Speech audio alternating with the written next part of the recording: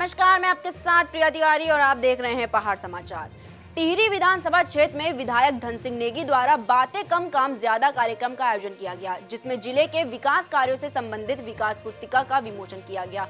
इस अवसर पर विधायक ने कहा कि वर्तमान उत्तराखंड सरकार के विकास के 3 साल पूरे हो गए हैं और ये पहला अवसर है कि जब जनता द्वारा निर्वाचित प्रतिनिधि अपनी विधानसभा क्षेत्र में किए गए विकास कार्यों का लेखा जोखा जनता के सामने रख रहे हैं। इस अवसर पर उन्होंने टिहरी विधानसभा क्षेत्रों में हो रहे विकास कार्यों की भी जानकारी दी।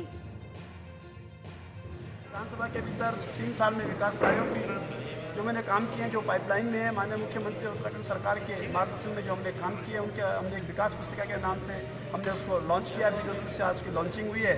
मैं इस अवसर पर टिहरी विधानसभा के समस्त नागरिकों का, यहाँ के कर्मचारी वर्गों का स्वागत करता हूँ, अभिनंदन करता हूँ और मैं उनसे कहना चाहता हूँ कि मैंने विकास के रूप में 3 साल में जनता से जो मैंने वादे किए थे टिहरी विधानसभा के विकास के लिए, उनको मैंने 100% जो है जन भावनाओं में खरा उतरने का काम किया है। पहाड़ों में केंद्र सरकार की नमामि गंगे योजना वहां के स्थानीय और भौगोलिक दृष्टि को ध्यान में रखकर नहीं बनाया गया है, जिसके कारण हर साल बरसातों में करोड़ों रुपए बर्बाद हो जाते हैं। रुद्रप्रयाग में भी अलकनंदा नदी के दोनों तरफ मानकों को ताक पर रखकर करोड़ों रुपए खर्च कर दिए गए।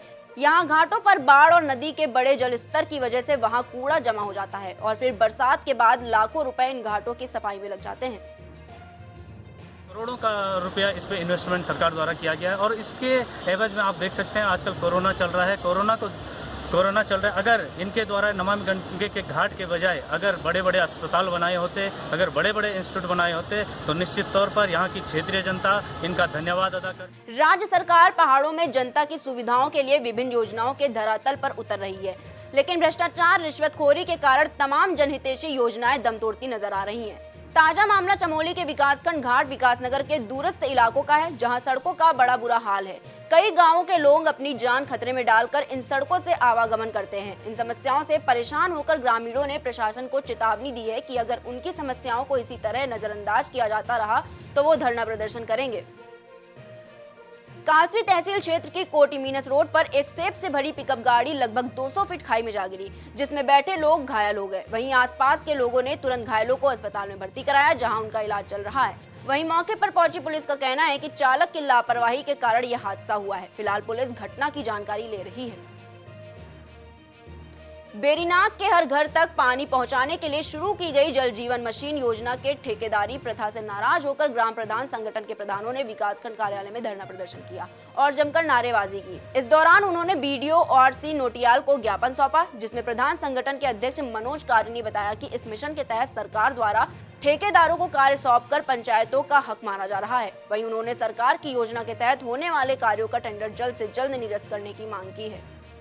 के द्वारा हमारी निम्नलिखित मांगों के संदर्भ में यहाँ पर आंदोलन किया जा रहा है, जो कि पहली मांग हमारी है कि जल जीवन मिशन को जो ये ठेकेदारी प्रथा में डाल रहे हैं वो ग्राम पंचायत के माध्यम से पूर्ण हो, और दूसरा राज्य वित्त का, केंद्र वित्त का पैसा जो पहले चेक के माध्यम से मिलता था वो हमें पूर्ववत मिले।